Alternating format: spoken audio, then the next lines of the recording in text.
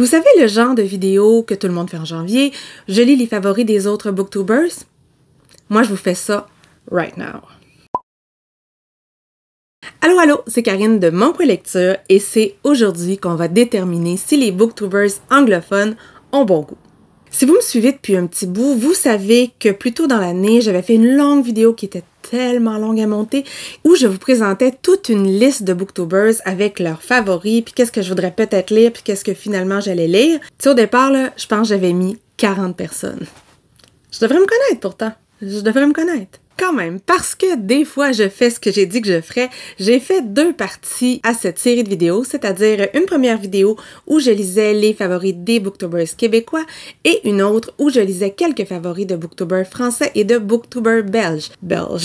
Tout va bien. Je dirais pas la belle cette fois-là parce que c'était n'importe quoi. Là, je me suis fait agresser parce que j'ai dit ça. On m'a traité d'inculte de fille qui savait pas parler. Je suis désolée. Je parlais d'une femme belge. Je ne pouvais pas deviner que c'était si mal vu de dire les choses comme ça, vu qu'on m'appelle souvent, moi, la québécoise et que je ne m'en fais pas. Je suis désolée. Donc, la booktubeuse belge qui était Isa à ce moment-là. Et aujourd'hui, plusieurs mois après ma dernière lecture des romans dont je vais vous parler, je vais vous présenter certains romans issus de la liste des booktubers anglophones. Bon, on s'entend. Dans les autres vidéos, là, je vous montrerai un petit extrait où le booktuber me vendait son livre. Là, on fera pas ça, ça va être en anglais. Il y a la moitié des gens qui ne comprendront rien. Donc, lucky you, vous n'aurez personne d'autre que moi à vous mettre sous la dent ou sous l'œil aujourd'hui. Je suis pas drôle, hein? Pourquoi je dis des trucs comme ça? Le premier roman que j'ai lu faisait partie de la liste de la booktubeuse anglophone que je suis depuis le plus longtemps, c'est-à-dire Kayla de Books and Lala. Dans sa liste, il y avait vraiment plusieurs choses qui m'intéressaient comme How High We Go in the Dark, c'est dur à dire ça, The Book of the Most Precious Substance ou encore The Pallbearers Club de Paul Tremblay. Par contre, ce que moi j'ai choisi, c'est le premier tome de la série de Elle Cosimano qui s'appelle Finlay Donovan is Killing It parce que le Cozy Mystery, là, c'est vraiment pas son genre. Donc si elle a aimé ça, je me suis dit que ça pouvait me plaire et je vous laisse écouter ce que j'en ai pensé. Je vous reviens donc parce que j'ai terminé Finlay Donovan is Killing It. C'est pas le bon. Parce que oui, j'ai acheté les tomes 2 et 3 tout de suite après avoir lu le tome 1. Puis, je sais pas où. Bon, voilà. Donc, Finlay Donovan, qui est un Cozy Mystery, et ça a été, ma foi, une excellente surprise. Il y avait longtemps que j'avais pas lu un Cozy Mystery qui me plaisait autant. Tu sais, imaginez, j'ai trouvé des vibes de Stephanie Plum là-dedans, de Janet Evanovich. Entendons-nous, c'est beaucoup moins cinglé, les jokes sont beaucoup moins aura des pâquerettes, c'est quand même moins grand n'importe quoi, mais il y a des feelings. Ça m'a accroché, puis j'ai vraiment aimé ça parce que les situations, ça n'a pas de sens. Tu sais, checkez, juste la situation initiale. Finlay Donovan, c'est une autrice. Et elle, ce qu'elle écrit, ce sont des romances à suspense. Donc, des faibles femmes en situation épouvantable qui sont menacées par un gros méchant et qui doivent être sauvées par un mec merveilleusement beau avec des gros pectoraux et des gros tout le reste. Mais j'ai dit des, mais c'est un parce qu'on n'est quand même pas dans Ice Planet Barbarians ici. Puis même, je pense que dans celui-là, il y en a juste une. En tout cas, vous avez compris. Puis en plus, là, je m'égare, ça n'a aucun rapport. Elle écrit ça. Elle est un peu mal prise parce qu'elle vient de se séparer. Son ex lui en fait voir de toutes les couleurs. Elle a pas d'argent, elle a des dettes. Et malheureusement, elle a aussi le syndrome de la page blanche. Donc, il se retrouve dans un resto et son éditrice dit « Écoute, t'es super bonne pour faire ce que tu fais. Tue le méchant, fais ça, mets ça dans un beau petit paquet, tu vas voir, ça va bien aller. C'est ta spécialité. » Sauf que, juste à côté, il y a une femme qui entend ça et qui s'imagine qu'elle est une tueuse à gages. Et elle va l'engager. Ouais, c'est ça. Pourquoi elle s'embarque là-dedans, là, ça n'a aucun rapport. Puis comment les choses vont arriver à prendre des décisions aussi horribles les unes que les autres, mais d'un autre côté, tout y tombe dessus. Fait que c'est super drôle. Parce que le mec qui était supposé tuer, ben, il va mourir. Puis c'est un peu de sa faute, mais pas tant. Mais on sait pas, en fait. Il va donc falloir qu'elle enquête. Puis en plus de vouloir enquêter par elle-même, elle va se retrouver un peu mêlée à l'enquête de police parce qu'il y a un beau policier d'un côté et un jeune barman assez sexy de l'autre qui lui plaît également. Vous voyez les vibes? C'est ça. C'est une histoire qui se lit tout seul, c'est super drôle. J'ai vraiment hâte de voir comment ça va s'organiser parce que elle a un enfant, elle a une coloc, j'adore sa coloc, qui est son ancienne babysitter en fait. Puis elle est très très délurée, elle la met d'ailleurs dans des situations assez incroyables, mais elle t'amène à la baguette, c'est vraiment drôle. La complicité entre les deux, c'est top. Elle n'a pas un enfant, elle en a deux d'ailleurs. C'est une série que je vais continuer, j'ai vraiment aimé ça, c'est une excellente surprise.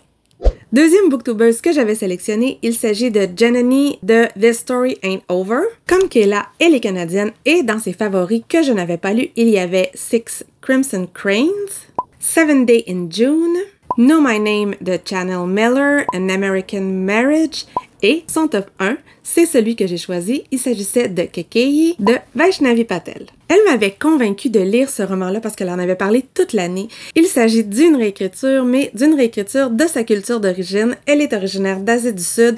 Elle disait qu'elle avait adoré ça, elle avait adoré voir ses légendes à elle reprendre vie. Et je vous laisse écouter mes pensées. Parce que bien entendu, c'est super intéressant mes pensées.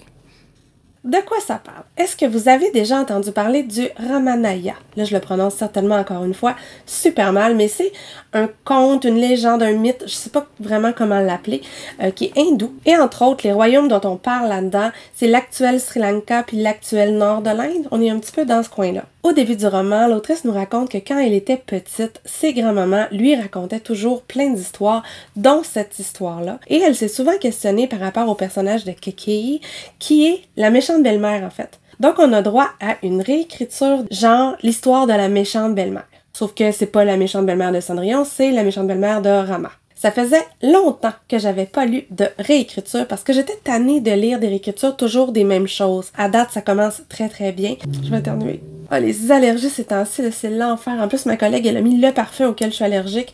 J'ai passé une journée épouvantable. Je disais quoi, là? Ce que l'autrice explique, c'est qu'elle a choisi de boucher les trous de l'histoire. C'est-à-dire qu'elle s'est permis des libertés avec le conte original. De toute façon, je pense qu'il y a plusieurs versions de ce mythe-là. Il n'y a pas de bonne version. Sauf que comme souvent avec des personnages féminins, il y avait vraiment beaucoup de blanc dans l'histoire et elle, c'est là-dedans qu'elle s'est insérée. C'est-à-dire qu'on va rencontrer cette méchante belle-mère-là quand elle était enfant. On va la voir grandir auprès de ses frères, sa mère qui va être exilée assez rapidement. Et elle, pendant toute son enfance, elle va être en recherche d'attention parce que son père, il n'a Dieu que pour ses frères. Elle, peu importe ce qu'elle dit, c'est jamais assez important, ça n'a jamais rapport. Il voit en elle une future fille à marier. Sauf qu'elle a un étrange pouvoir que je vais vous laisser découvrir parce que moi j'ai trouvé ça très très intéressant et elle apprend un peu à vivre à la cour, à manipuler son monde, mais également à se battre parce que elle veut ne dépendre que d'elle-même, elle ne veut pas être qu'une faible femme à la merci de son mari. Donc quand on connaît l'histoire originale puis qu'on voit ce type de genèse de personnage, on peut comprendre comment ça peut arriver. Moi, ce que j'aime particulièrement pour l'instant, c'est de rencontrer ces personnages-là, d'arriver d'un univers que je connais pas avec une mythologie que je connais aussi beaucoup moins. J'ai l'impression d'apprendre plein de trucs et à date, j'aime beaucoup. Alors, je viens juste de tourner un autre clip et vous allez le voir tout à l'heure. J'ai le même kit et le même verre de vin. Et je vais donc vous parler de la fin de Kekeyi. J'étais sûre que je l'avais fait, ce bout de vidéo-là, parce qu'en fait, je n'ai tellement parlé souvent de ce roman-là.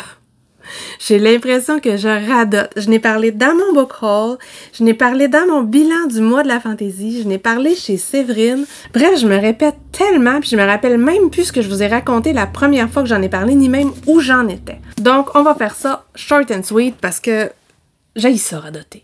Est-ce que j'ai aimé ça? Oui, j'ai aimé ça. C'est un retelling qui est féministe. En fait, elle a juste ça dans la tête, Kekeyi, d'aider les femmes. On a une héroïne qui est dépeinte comme étant asexuelle également, aromantique aussi, je crois, même si c'est pas dit dans ces termes-là, bien entendu. Si ça avait été dit dans ces termes-là, ça m'aurait fatiguée. Et depuis que j'ai terminé cette lecture-là, j'ai relu une version du Ramayana parce que ça m'intéressait. Abrégé, hein? Qu'est-ce que je pourrais reprocher à cette lecture-là? J'aurais aimé que les personnages gris soient plus gris foncé. Tu sais, Kekeyi, j'aurais aimé ça qu'elle soit plus machiavélique un petit peu parce que dans ça, toutes ses actions sont expliquées.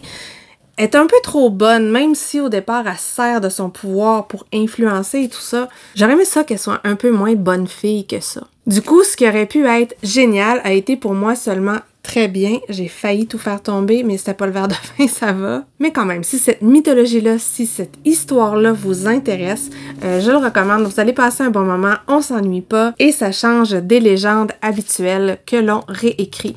Et le pire, là, c'est que je vais sûrement en reparler quand je vais faire une vidéo réécriture, parce qu'il y en a une de prévue. Je suis pas finie de radoter, hein? On va maintenant passer à Emily Fox. Emily, elle avait à peu près dans sa liste tout Octavia E. Butler. Donc, Kindred, que j'ai lu, que j'ai adoré et dont je vais vous reparler dans mes favoris. Tu sais, je me suis spoilée la semaine passée, mais je vais spoiler tout le temps le même. Des fois, je suis un peu logique. Elle avait également adoré Book Lovers et Wrong Place, Wrong Time, qui est là. J'ai fait l'effort de tendre la main, tu sais. Bravo à moi. Mais c'est pas ça que j'ai choisi, parce que j'ai décidé de lire Legends and Latte parce qu'elle parlait de high fantasy with low stakes. Puis encore une fois, c'est pas son genre, donc je me suis dit si elle aime ça, peut-être que c'est génial. On va voir! Je viens donc de recevoir cette très jolie édition de Legends and Lattes de Travis Baldry et c'est sous-titré High Fantasy Low Stakes Good Company. On a la couverture originale ici, et pour une fois, ça me dérange pas qu'il y ait des personnages parce qu'ils sont cool. C'est un orque et un truc avec des oreilles ou des cornes. Elle n'est pas encore arrivée dans l'histoire où je suis parce que j'ai lu juste 30 pages et on a l'histoire d'une orque tueuse très forte qui décide de prendre sa retraite des combats sanglants et des quêtes sanguinaires et d'ouvrir un café dans une ville qui ne sait pas ce qu'est le café. C'est clairement un monde de fantaisie, mais on parle de café, donc c'est très cool à date. On va voir ce que ça donne. Ça se lit tout seul. We'll see. Checké.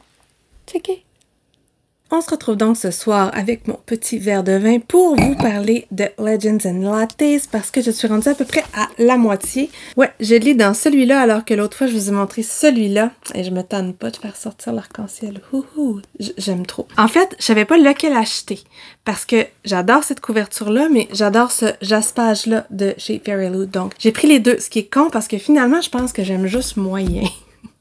J'avais tellement lu de commentaires élogieux que j'étais certaine de triper sur ce roman-là, surtout que tout ce qui est quasi un café, ça pouvait me plaire. C'est pas mauvais, là. C'est pas mauvais, mais c'est pas palpitant, en fait. Qu'est-ce que je vous ai raconté la dernière fois à propos de ce roman-là? Donc, on a cette orque-là qui s'appelle Viv, qui arrive dans une petite ville et qui décide d'ouvrir un café parce que elle, tue tout le monde, est un peu tannée et en plus, elle a une botte secrète qui est cachée dans son café. Puis, ben, c'est ça.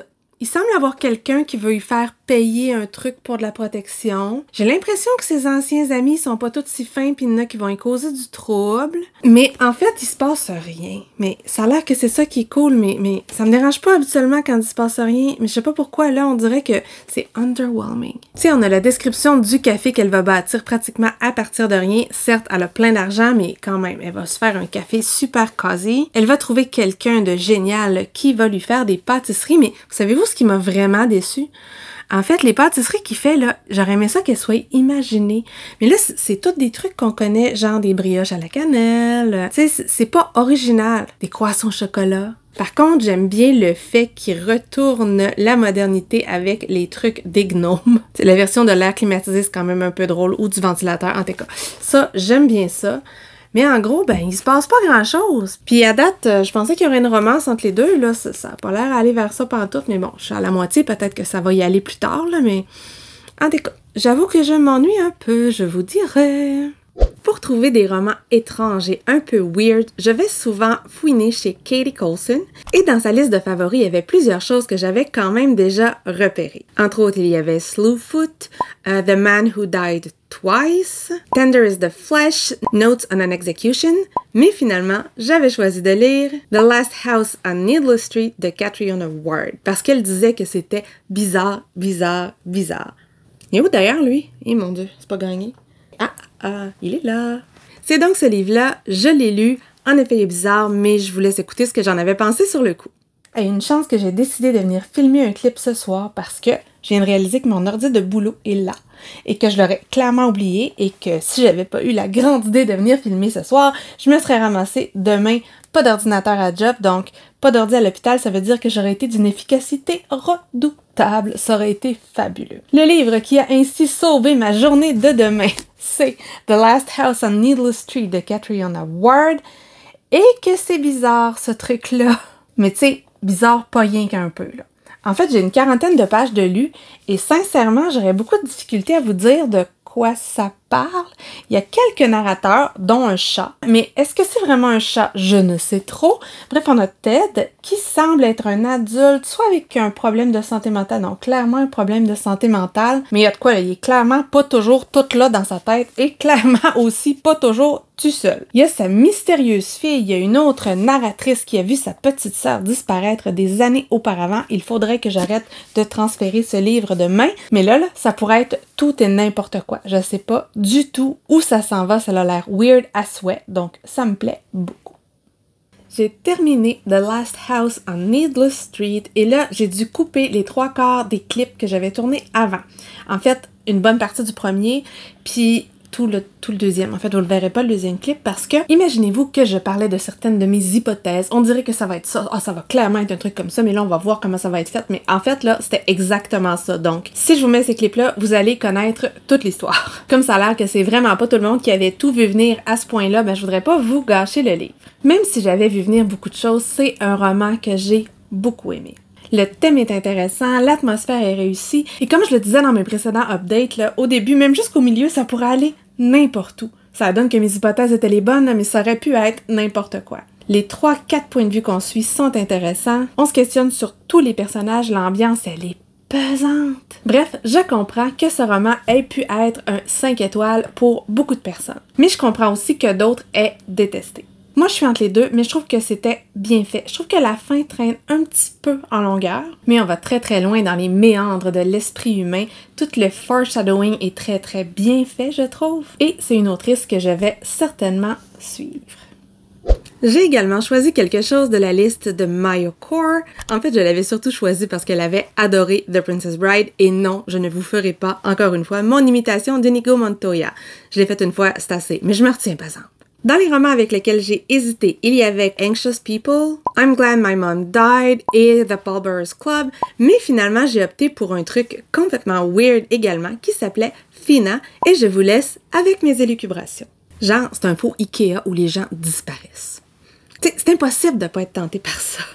Je viens donc vous faire un update final de Fina de Nino Cipri. En fait, j'avais vraiment l'idée de faire plus qu'un clip par roman, sauf que ça se lit vraiment vite, ça a genre 140 pages, c'est hyper rapide à lire. Et pour moi, c'est là où le bas blesse un peu. C'est-à-dire qu'il se passe énormément de choses, on se promène d'un multivers à l'autre, et c'est rapide, ce qui fait qu'on n'a pas le temps de s'attacher tant au personnage, on n'a pas le temps non plus de bien explorer toutes les possibilités de chacun des univers, parce que sérieux, une chaise qui bouffe le monde, c'est cool. Et finalement, malgré toutes les bonnes idées, il m'est resté un goût de tout ça pour ça, et ça, c'est jamais chouette. Pourtant, là, il y avait sérieusement des trucs intéressants. Puis j'ai quand même aimé ça, parce que ça m'a rappelé un peu Doctor Who des fois. Tu sais, par certains aspects, il y a autant de ridicule. On est avec deux personnages principaux. On a Eva et son ex Jules. Ils travaillent tous les deux dans un grand magasin de meubles suédois, pas celui-là, mais un autre, qui est décrit comme étant vraiment très très abrutissant comme milieu de travail. Pourtant, là, moi j'aimerais tellement ça aller dans ce magasin-là. Ils ont comme créé toutes sortes de chambres et les noms qu'ils ont donnés à ça, c'est hilarant. Un jour, il y a une cliente âgée qui va disparaître dans le magasin et réunion d'équipe, ils doivent aller la chercher. Et là, ils vont mettre un genre de vidéo qui va expliquer comment faire pour se promener dans des wormholes qui apparaissent des fois dans le magasin. Ça arrive très souvent, donc c'est normal, il y a une procédure pour ça. Et comme ils ont eu des coupures de budget, ben l'équipe spécialisée n'existe plus et c'est eux, les employés, qui doivent y aller. Jules, qui est un personnage non-binaire, semble pris d'un Wanderlust, donc lui, il va se proposer, et Eva, comme c'est la moins ancienne, elle va être obligée de se taper l'aventure. Ça ne tente pas pantoute. Parce que bon, ça a comme fini moyen leur histoire, tu sais, ils se comprenaient pas. Et cette partie-là, elle aurait pu être hyper intéressante de voir qu'est-ce qui s'est passé dans ce couple-là. Tu sais, il y avait plein de choses en commun, mais pas tant, ils se connaissaient pas tant en fait. Ça aurait pu être intéressant. Sauf que bon, quand ils sont pris dans des multivers possiblement mortels, je sais pas si c'est tant le bon moment de se poser ces questions-là. Clairement, ici, on a une critique sociale du capitalisme. Du moins, ça se veut une critique sociale du capitalisme. Par contre, j'ai trouvé ça assez léger comme truc. En fait, tout ce qu'ils disent, c'est « Ah, monde capitaliste » quand c'est quelque chose qui leur plaît pas. Puis oui, on voit l'asservissement, là. Tu sais, cette partie-là est drôle, mais je pense qu'il aurait pu aller encore plus loin là-dedans. En fait, selon moi, il aurait pu aller plus loin dans la plupart des thèmes qui sont traités. L'auteuresse est non-binaire, donc c'est sûr que ce thème-là est là également. Mais oui et non, en fait, on sent qu'elle déteste être mégenrée, que c'est quelque chose qui dérange vraiment. Mais dans les 144 pages, on le dit 3 fois, là. Genre, j'aime mieux vivre dans ce monde que de travailler dans un magasin où on me mégenre constamment. Tu sais, je comprends, ça doit être terrible, là. Mais tant qu'à en parler, j'aurais aimé qu'on en parle davantage et plus en profondeur. Bref, une novella que j'ai bien aimée, j'en aurais pris davantage, j'aurais aimé qu'on aille plus loin dans les thèmes, et il y a un tome 2 qui va sortir, je vais clairement le lire parce que j'ai aimé l'univers, j'ai aimé l'idée, j'ai aimé l'humour sous-jacent. J'ai aimé la fin aussi, il y a plein de gens qui n'ont pas aimé la fin, moi j'ai beaucoup aimé ça. C'est certes pas le wow que ça a été pour plusieurs personnes, mais c'était tout de même une bonne lecture. Finalement, au départ, je n'avais rien sélectionné de la liste de Jack Edwards, mais ça l'a donné que j'ai lu un roman de sa liste et ça donnait que j'avais envie d'en jaser. Donc, voilà, j'ai lu de sa liste de favoris The Island of the Missing Tree. C'est de Elif Shafak, c'est une autrice que j'aime beaucoup, et vous allez voir mon avis. Qu'est-ce qu'on fait quand il y a un orage épouvantable, qu'il y a plein de trafic, que ça fait un bruit de fou, que le tonnerre gronde? On décide de filmer un clip vidéo, sinon c'est pas drôle. Elif Shafak, c'est donc une autrice que j'aime beaucoup. J'avais adoré La Bâtarde d'Istanbul. Je trouve qu'elle a un regard très très particulier sur le monde qui l'entoure, puis elle me fait toujours découvrir des choses que je ne connaissais pas. Et cette fois-ci, elle nous fait un peu découvrir l'histoire de Chypre. Et moi, je la connaissais pas du tout. Donc, si vous savez pas, Chypre est à moitié grec, à moitié turc. Et à un moment donné, il y a eu une guerre fratricide qui a vraiment séparé l'île en 2 moitiés. Et c'est à cette époque-là que se situe le début de l'histoire qu'elle nous raconte ici. On a un garçon qui est chypriote grec, une jeune fille qui est chypriote turque. Ils vont tomber amoureux, mais c'est un amour interdit, là. Sincèrement, c'est Roméo et Juliette, tout ça. Ils vont vivre leur amour dans une taberna qui est très très particulière. Et au milieu de ce restaurant-là, il y a un énorme figuier qui va être témoin de leur histoire d'amour. Et là, je viens de dire taverna comme si c'était en espagnol, alors que c'est en grec. Je sais pas comment on prononce ça, je suis désolée. Mais toute cette histoire-là, on va la découvrir plus tard, parce que l'histoire commence avec l'histoire de Ada. Ada, c'est la fille de ces 2 amoureux. Elle est en Angleterre et elle ne connaît pas son passé. Sauf qu'elle sent qu'il y a quelque chose qui va pas. Un jour, en classe, je vais vous laisser lire la scène, là, mais elle se met à hurler, un cri qui vient de son fond, là, tu sais, un vrai. En fait, c'est qu'elle est à la recherche d'elle-même, mais elle sait pas encore. Elle apprend un jour la mort de ses grands-parents turcs et va débarquer sa tante turque qu'elle ne connaît pas vraiment parce que les grands-parents, là, ils étaient vraiment contre. Ils avaient comme dit « on veut plus jamais vous voir ». Fait qu'elle les connaît pas du tout. Ça allait loin quand même, hein? En fait, saviez-vous là, qu'à Chypre, il y a seulement 2 villages mixtes encore à ce jour? Du moins, c'est ce qui est dit dans le livre. C'est un roman que j'ai encore une fois beaucoup aimé. J'aurais jamais pensé tomber amoureuse d'un arbre dans un roman, mais c'est le cas avec ce figuier-là parce qu'il a sa voix, il raconte une partie de l'histoire et dans cette histoire-là, on raconte aussi la nostalgie de l'enfance, de l'adolescence, de cette période-là qui aurait dû être fantabuleuse mais qui a été interrompue par la guerre et qui a clairement brisé des destins. C'est genre la pire nostalgie, celle des choses qui auraient pu être. Costas, le garçon, il est parti. Daphné, la jeune fille, elle est restée et elle n'en est jamais partie en fait. Elle est marquée à vie et elle, là, elle veut pas que ce traumatisme-là se transmette à sa fille. Et c'est ça la conversation que j'ai trouvée vraiment intéressante dans tout ça. Jusqu'à quel point on a besoin de connaître notre passé et c'est un des rares romans qui a réussi à me faire comprendre pourquoi, parfois, là, les parents, ils veulent pas. Pourquoi ils choisissent de se taire? Parce que c'est juste trop, parce qu'ils veulent le mieux pour leur enfant. Cette partie-là, j'ai vraiment beaucoup aimé la réflexion. Est-ce que c'est un page-turner? Non, ce n'est pas un page-turner pour moi. J'ai aimé ça, mais ça m'a pris presque 2 semaines à lire. Ok, j'étais dans une drôle de période, mais j'étais contente quand je le lisais, mais j'avais pas super envie de retourner le lire non plus. C'était une bonne lecture, je suis contente de l'avoir lu. Je dois avouer que je l'ai lu plus pour Lisons l'Asie que parce que c'est un favori de Jack Edwards, mais ça donne que c'en est un, fait que je vous en parle, voilà, c'est fait. Alors voilà, un avis somme toute positif, et c'est là où je me dis, l'année prochaine, il faudrait vraiment que je me dépêche puis que je le fasse plus en début d'année, parce que souvent je découvre des choses qui sont tripantes, pas nécessairement des coups de cœur, mais des romans que je n'aurais jamais découverts autrement, donc je suis ravie d'avoir lu ces romans-là. Est-ce qu'il y en a dans tout ça que vous avez lu? Est-ce qu'il y en a que vous avez aimé? Dites-moi tout en commentaire. Oubliez pas, j'aime ça, des commentaires.